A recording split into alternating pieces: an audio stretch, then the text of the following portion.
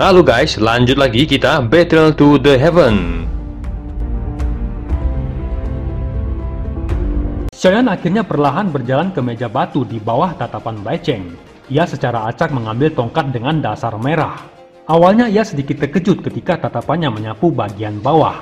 Namun perasaan menyenangkan segera muncul di sudut mulutnya.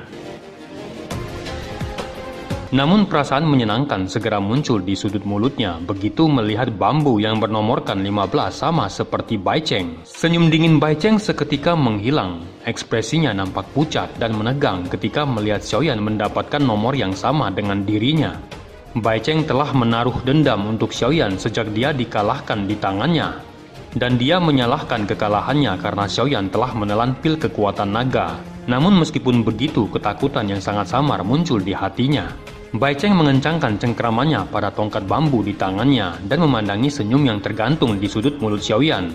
Wajahnya sedikit berkedut saat dia menurunkan matanya saat melihat tatapan Xiaoyan yang tajam. Sial, bahkan jika aku harus pergi keluar kali ini, aku tidak akan memberimu kesempatan untuk menempati posisi 10 besar, gumam Bai Cheng. Xiaoyan dengan tenang menatap Bai Cheng yang menundukkan kepalanya. Dia bermain dengan tongkat bambu di tangannya. Saat itu, ketika dia hanya 1 bintang Dowling, dia mampu mengalahkan Bai Cheng. Sekarang kekuatannya telah sedikit maju. Dia tidak perlu lagi melakukan sesuatu seperti melelahkan dirinya sendiri, karena mengeluarkan terlalu banyak usaha yang dia lakukan pada saat itu. Setelah Xiaoyan, ada beberapa orang yang terus memilih bambu. Di antara mereka, lawan Wu Hao adalah bintang 1 Dowling yang berada di peringkat ke-43 di ranking kuat. Sementara itu, seorang yang telah mencapai kekuatan bintang 4 Dowling secara kebetulan memilih nomor yang sama dengan Liu Qing. Begitu nomor itu dibacakan, ekspresi orang tersebut segera berubah pucat.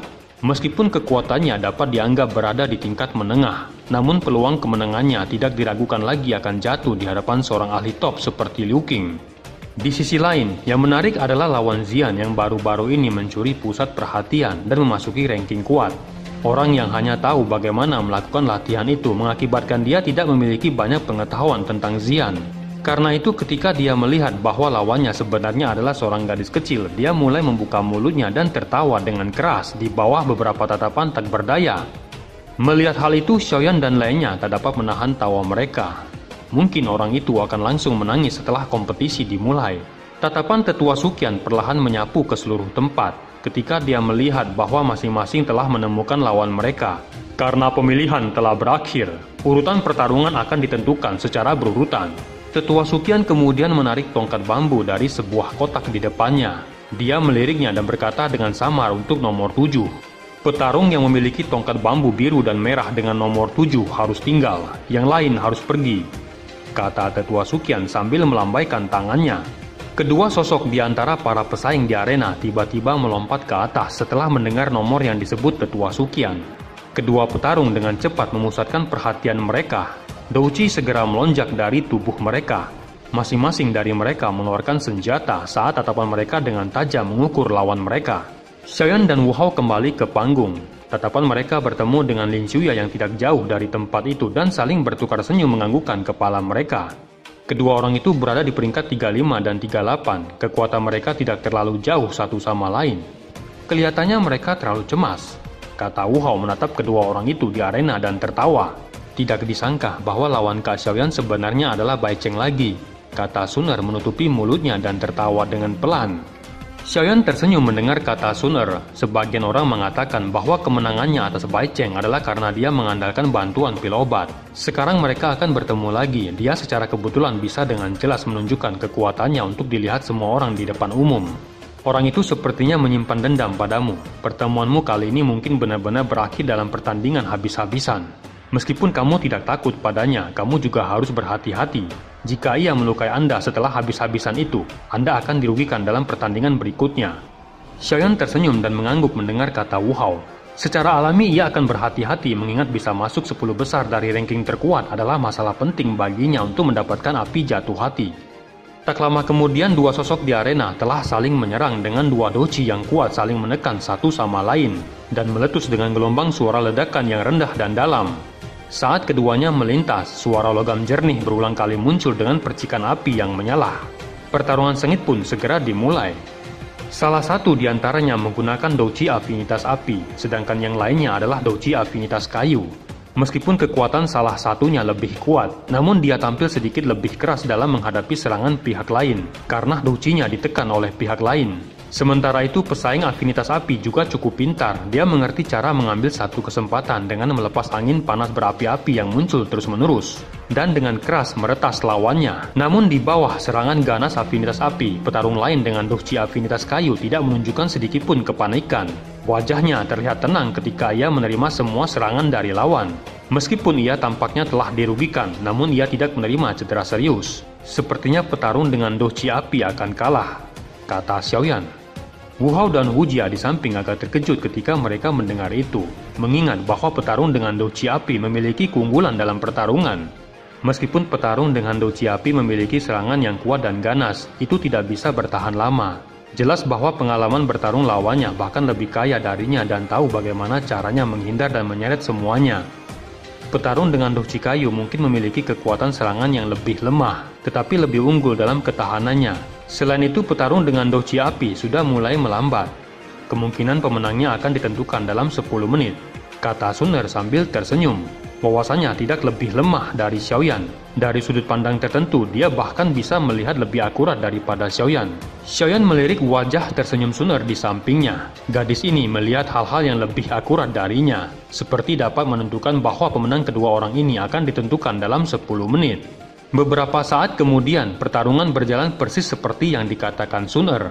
Pada menit ke-8, perubahan mendadak terjadi di mana petarung douji kayu yang awalnya menahan serangan, tiba-tiba melepaskan serangannya dengan sangat tajam. Douji hijau di tangannya segera ditembakkan dan akhirnya melewati pertahanan lawan dengan cara yang cepat dan menghantam dada lawan, hingga lawannya terhempas di arena dan memuntahkan darah. Pertarungan berikutnya cukup menarik antara gadis kecil Xian melawan seorang pria dengan wajahnya yang tampak angkuh dan sombong. Baru-baru ini pria itu telah menjadi pusat perhatian karena menduduki posisi ke-33 ranking kuat. Selain itu, ia tampaknya telah mengeluarkan beberapa kata-kata arogan yang mengatakan bahwa jika dia diberikan 5 hari, dia pasti juga akan mengalahkan Xiaoyan. Tidak lama setelah pria sombong itu naik ke panggung, gadis kecil berpakaian putih muncul di bawah tatapan semua orang. "Gadis kecil, tenang saja, aku pasti akan menahan diri," kata pria itu tidak bisa menahan tawanya ketika dia menatap Xian. Tawa lelaki itu seketika menyebabkan beberapa pesaing di panggung tinggi yang mengenal Xian menjadi terdiam. Bahkan Liu Qing, Lin Xiuya, dan yang lainnya tidak bisa menjamin peluang kemenangan mereka jika mereka pergi keluar untuk menghadapi Xian. Seketika pria itu merasakan bahwa ada sesuatu yang salah dengan tatapan di sekitarnya setelah dia mengucapkan kata-kata itu. Namun dia tidak tahu alasan pastinya. Senyum di wajahnya menegang sedikit saat tatapannya menyapu pada Xian. Xian akhirnya datang ke arena di bawah banyak tatapan aneh dari sekitar. Mata hitam gelapnya yang besar menatap pria itu. Dia kemudian mengangkat kepalanya dan memandang panatua pertama Suqian. "Hei orang tua, bisakah kita mulai?" Seluruh arena segera tercengang ketika kata-kata itu dikeluarkan dari mulut Xian. Beberapa orang yang mengenal Xian tentu tahu sikapnya. Namun bagi mereka yang belum mengenalnya nampak memandang Xian dengan wajah mereka yang kusam setelah melihat seorang gadis kecil telah berani berbicara pada panatua pertama dengan cara seperti itu. Tetua Suqian tanpa daya menggelengkan kepalanya dari panggung. Dia benar-benar tidak memiliki solusi apapun sehubungan dengan gadis kecil itu. Pandangannya melirik beberapa panatua yang tertawa di sampingnya, dan hanya bisa melambaikan tangannya ketika dia berkata, "Mulailah, ingat jangan mengambil nyawa seseorang."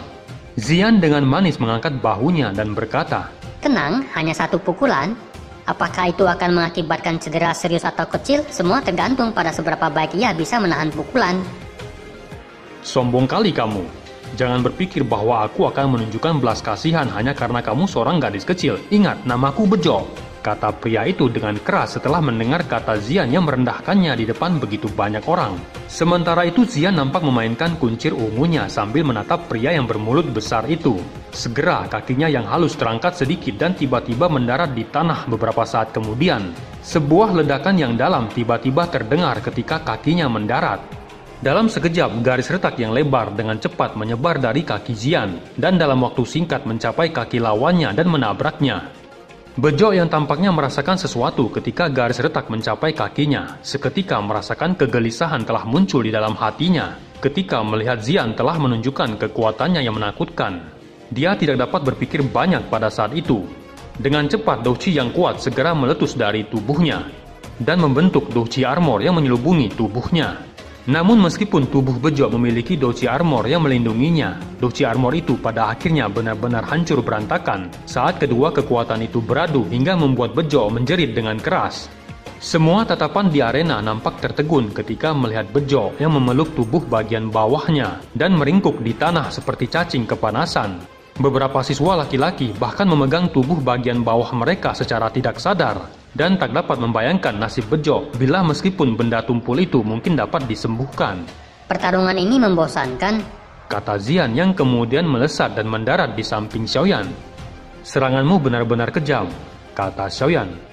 Waktu itu aku kebetulan melihatnya mendapatkan kemenangan dalam pertarungan. Setelah itu ia secara terbuka memberitahu semua orang bahwa lawan berikutnya adalah kamu, kata Xian sambil memainkan kunci rambutnya dan tertawa. Xiaoyan terkejut ketika mendengar itu. Ia tak mengira Xian akan memukuli orang itu untuk membelanya. Jangan khawatir, aku bisa menyelesaikannya sendiri, kata Xiaoyan sambil mengusap kepala Xian. Jika aku tidak membantumu, kamu pasti tidak akan membantuku memperbaiki Danwan di masa depan, kata Xian dengan sedih menggelengkan kepalanya dan mendengus. Kamu berutang budi padaku sekarang karena aku telah membantumu memberi orang itu pelajaran. Baiklah, anggap saja aku berutang budi padamu, kata Xiaoyan sambil memainkan kuncir Xian yang nampak tersenyum senang melihat Xiaoyan mengatakan itu. Bayangan seorang gadis kecil dengan wajah yang malu-malu dan tubuhnya selalu rendah hati bercampur darah manusia dan ular tiba-tiba melintas di benak Xiaoyan. Aku ingin tahu bagaimana keadaan Qingling sekarang, kata Xiaoyan menghela napas dalam ketika teringat saat gadis kecil itu jatuh ke mulut harimau di Kekaisaran Jiama dan akhirnya direnggut oleh seorang dari rumah ular langit dari tangannya. Xian tertawa ketika dia melihat Xiaoyan mengangguk. Dia kemudian berdiri dan menepuk pundak Xiaoyan dan berkata seperti pahlawan. Kamu bisa yakin bahwa dengan aku yang melindungimu, aku pasti akan membiarkanmu masuk 10 besar. Saya akan mengalahkan siapapun yang berani merebut posisimu sampai dia setengah hidup, kata Xian dengan suara keras membuat para pesaingnya mendengarnya hingga membuat ekspresi wajah mereka nampak berubah. Xiaoyan tanpa daya menggelengkan kepalanya. Dia dengan lembut mengetuk kepala Xian. Ketika dia melihat Xian menggosok dahinya dengan wajah yang dipenuhi kesalahan, dia tidak bisa menahan tawa dan berkata, aku secara alami akan berusaha sekuat tenaga untuk masuk ke dalam 10 besar. Jika kamu membantuku, aku tidak akan bisa duduk dengan tenang, bahkan jika saya berhasil masuk. Xian nampak memutar matanya. Dia menggumamkan beberapa kata, namun ia menurut dan tidak terus berkata. Tak disangka bahwa saudara Xiaoyan sebenarnya akrab dengan senior Xian. Suara tertawa tiba-tiba terdengar di dekatnya. Xiaoyan menoleh dan melihatnya, dan menemukan Lin Xuya dan yang lainnya. Pada saat ini, tatapan orang-orang ini sebagian melayang ke arah Xian yang ada di samping Xiaoyan. Xian melirik pada Lin Xuya dan berbicara dengan malas. Ternyata kamu? Sudah lama sejak kita berakhir bertemu, Anda benar-benar berlari dengan sangat cepat di arena saat itu. Rasa malu muncul di wajah Lin Xuya dan menjadi terdiam. Saat itu, dalam kompetisi besar peringkat kuat, ia secara kebetulan bertemu dengan Xian di babak final dan melarikan diri dari arena dan mengakui kekalahan. Kompetisi ini sangat membosankan. Anda semua dapat terus bermain. Sepertinya tidak akan ada kecocokan untuk saya hari ini.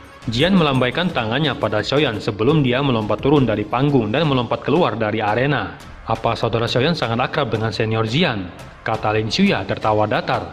Begitulah, kata Xiaoyan.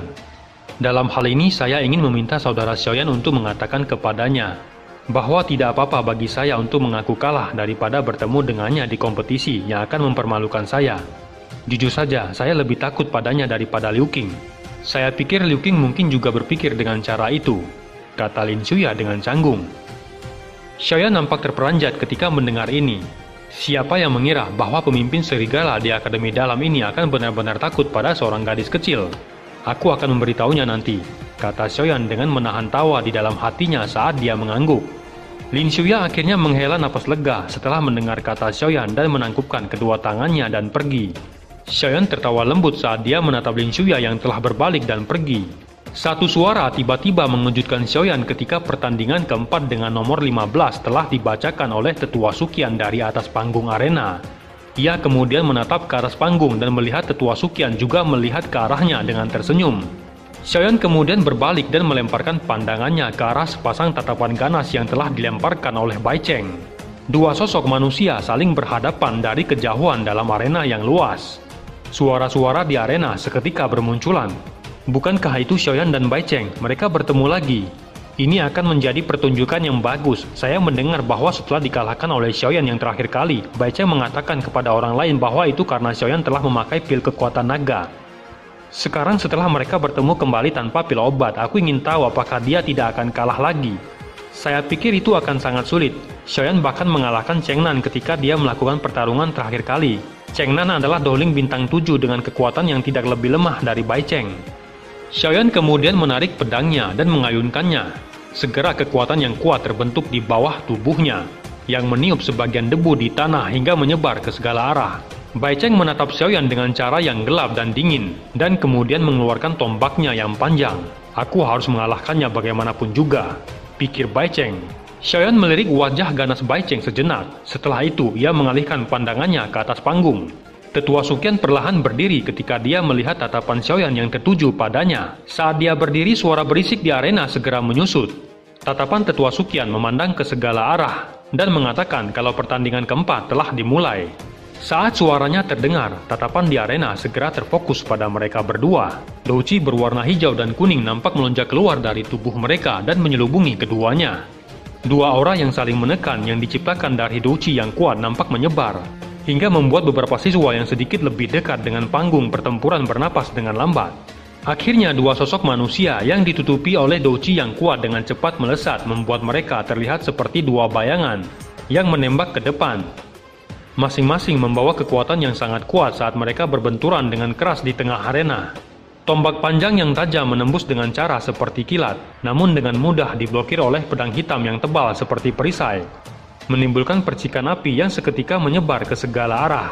Xiaoyan dengan kuat memutar pedang berat di tangannya. Seketika angin kencang yang di bawah pada pedang berat itu merobek udara. Suara angin deras yang tajam menyebabkan telinga semua orang merasakan sakit yang menusuk. Saat pedang berat itu diayunkan, Bai Cheng dengan paksa memutar tubuhnya. Tombak panjang di tangannya secara eksplosif menembus lebih dari 10 kali dalam waktu singkat.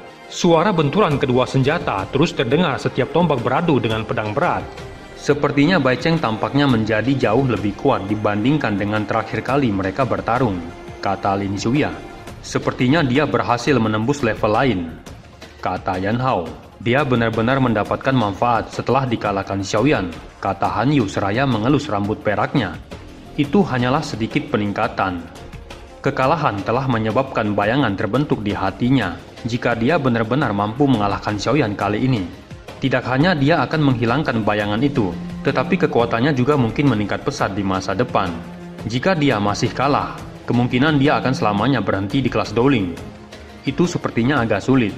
Hanya dalam 2 bulan yang singkat, Xiaoyan telah menjadi bintang 3 Dowling. Kecepatan ini bisa disebut nomor 1 di seluruh akademi dalam. Selain itu kecepatan gerakannya, kemungkinan dia adalah yang pertama di antara siapapun di bawah kelas doang, kata Han Yu dengan senyum yang sangat samar muncul di wajah Han Yu yang dingin. Mata cantiknya memandang lekat-lekat pada Xiaoyan.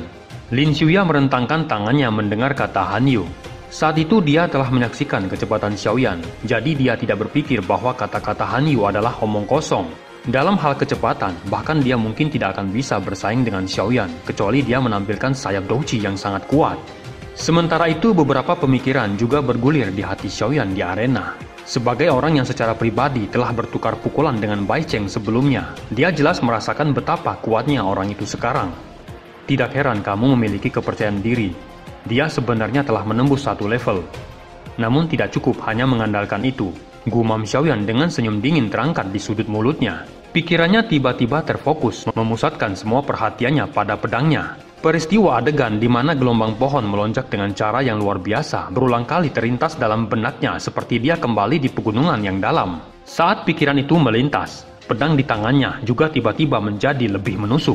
Beberapa bayangan pedang terbentuk di udara sebelum lintasannya tiba-tiba berubah. Pedang yang awalnya berat dan besar itu sebenarnya seperti tombak biasa di tangan Xiaoyan pada saat ini. Tingkat kelincahannya tidak lebih lemah dari tombak panjang di tangan Bai Cheng. Saat pedang yang berat itu berayun, secara samar pedang itu memiliki serangan yang berulang-ulang. Saat pedang berputar, tombak panjang Bai Cheng tidak memiliki kesempatan untuk menyerang. Ketika teknik pedang Xiaoyan berubah, beberapa seruan tiba-tiba terdengar dari arena maupun Panatua. Setiap wajah mereka dipenuhi dengan kejutan. Dibandingkan dengan serangan Xiaoyan sebelumnya yang menggunakan gerakan besar dan sepenuhnya mengandalkan metode menggunakan satu pukulan untuk mematahkan 10 pukulan lainnya, teknik pedang saat ini benar-benar membawa beberapa keterampilan yang mendalam. Sementara itu, Bai Cheng juga merasakan perubahan dalam teknik pedang Xiaoyan hingga membuat ekspresinya seketika berubah. Satu-satunya hal yang bisa diandalkan Bai Cheng adalah penggunaan teknik tombaknya yang rumit dan canggih. Namun semua itu hampir sepenuhnya dapat diimbangi Xiaoyan hanya dengan kekuatan doujinya yang sedikit aneh.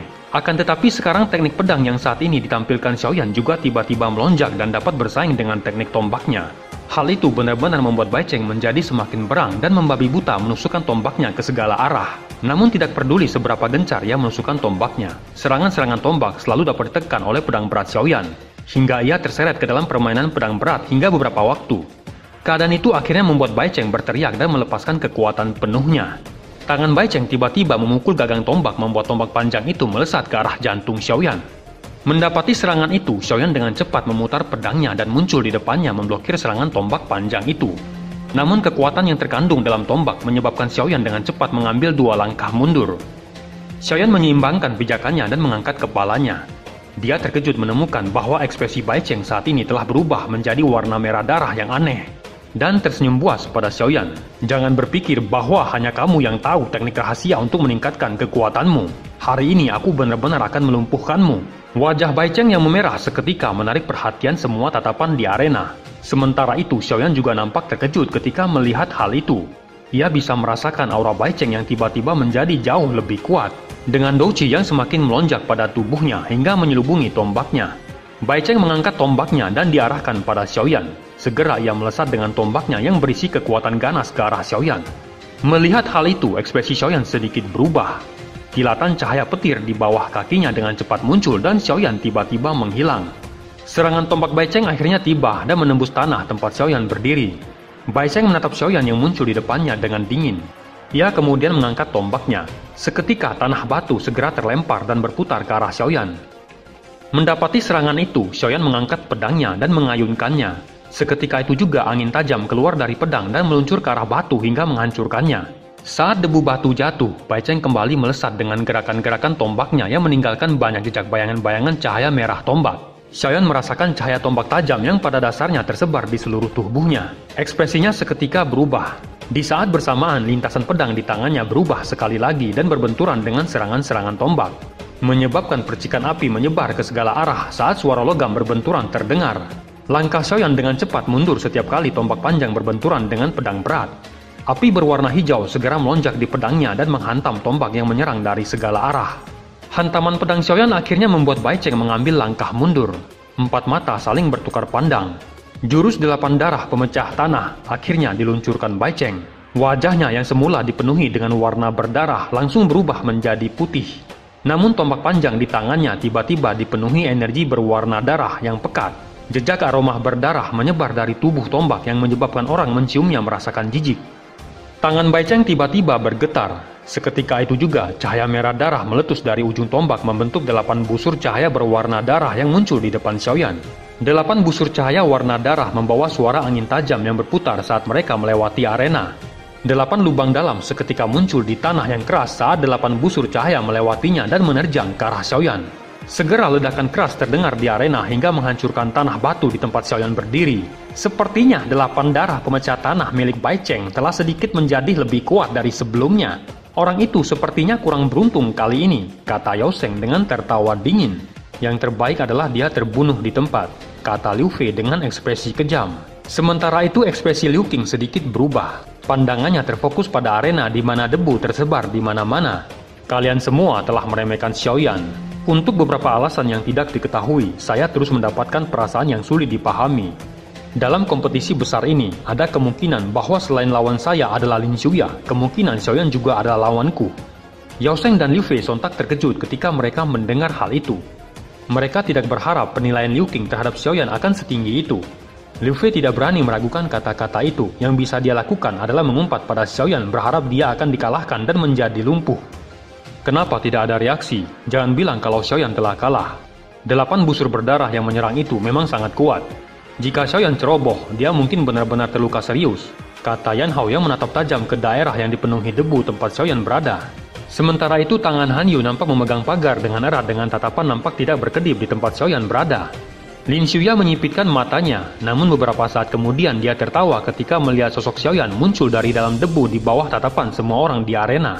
Ekspresi Bai Cheng seketika memucat melihat Xiaoyan muncul. Ia telah melepaskan serangan terkuatnya dan telah benar-benar kehilangan kemampuan bertarungnya. Ia berharap serangan terkuatnya itu akan menghancurkan Xiaoyan, namun harapannya seketika runtuh saat Xiaoyan muncul dan perlahan berjalan keluar. Hati Bai Cheng menjadi semakin tenggelam dan keputusasaan muncul di wajahnya. Di bawah tatapan semua orang di arena, Xiaoyan perlahan keluar dari tempat yang dipenuhi debu. Seketika semua orang begitu terkejut ketika melihat api hijau yang menjadi senjata andalan Xiaoyan kini telah berubah menjadi baju armor yang keras yang menyelubungi tubuhnya. Seluruh arena terdiam saat mereka melihat Xiaoyan dengan armor hijau besar yang muncul di hadapan mereka. Meskipun mereka tidak yakin tentang apa yang telah terjadi, aura Xiaoyan saat ini telah menjadi jauh lebih kuat dari sebelumnya, dan seketika merasakan gelombang panas yang menyebar. Lin Xuya dan Liu Qing seketika tercengang ketika mereka melihat Xiaoyan dengan lapis baja api hijau besar di arena. Bahkan mereka merasa agak kesulitan untuk menangani armor hijau itu dengan kekuatan mereka berdua pada saat ini. Meskipun mereka tidak pernah secara pribadi melakukan kontak langsung dengannya, mereka masih dapat merasakan bahwa ada kemungkinan mereka akan berada dalam masalah besar jika mereka menyentuhnya. Kemunculan baju armor api hijau pada tubuh Xiaoyan bahkan membuat Tetua Suqian sontak terkejut. Ia tak mengira bila Xiaoyan telah mampu mengendalikan api hijaunya dengan cara seperti itu. Secara perlahan armor api hijau kemudian menyusut. Senyum puas muncul di wajah Xiaoyan. Ia kemudian menatap Bai Cheng dengan dingin setelah mengalami serangan Bai Cheng yang penuh dengan niat membunuh. Ekspresi Bai Cheng mendadak berubah ketika melihat wajah dingin Xiaoyan. Namun matanya masih menyorotkan tatapan yang ganas dan kejam saat ia mengumpulkan doci yang tersisa di tubuhnya. Sambil meraung marah, ia kemudian melemparkan tombaknya ke arah kepala Xiaoyan. Namun sebelum tombak itu menghantam kepala Xiaoyan, seketika api hijau melonjak dengan kuat dari jari Xiaoyan dan membakar tombak itu hingga sebagian tombak itu mencair dan jatuh ke tanah dengan potongan kecil. Ekspresi Bai Cheng nampak membeku ketika dia melihat tombak panjangnya mencair dan mulai merasa gemetar saat ia melihat ketatapan Xiaoyan yang penuh dengan niat membunuh. Seketika ketakutan muncul di hatinya dan hendak mengangkat tangannya mengakui kekalahan. Namun sebelum sempat ia melakukan hal itu, tiba-tiba Xiaoyan telah muncul di depannya secepat kilat dan segera menghantamnya dengan tinju ledakan oktan hingga membuat Bai Cheng terhempas keluar dari arena dan menabrak dinding dengan keras. Seluruh arena seketika menjadi hening saat semua orang memandangi Bai Cheng yang menabrak dinding dengan keras. Sementara itu Xiaoyan melayangkan pandangannya pada semua orang di panggung arena dan kemudian mengalihkan pandangannya ke arah Tetua Suqian yang melirik Bai Cheng di bawah. Tetua Suqian tersenyum pahit dan menggelengkan kepalanya. Setelah menerima pukulan keras seperti itu, kemungkinan cedera Bai Cheng akan sulit untuk sepenuhnya pulih. Pertandingan kali ini dimenangkan Xiaoyan. Namun saya harap semua orang tidak menggunakan serangan berat seperti itu lagi di pertandingan berikutnya. Mereka yang taktiknya berlebihan, maka kualifikasi untuk berpartisipasi dalam kompetisi akan dicabut. Xiaoyan tersenyum mengangguk dan kemudian kembali ke panggung arena.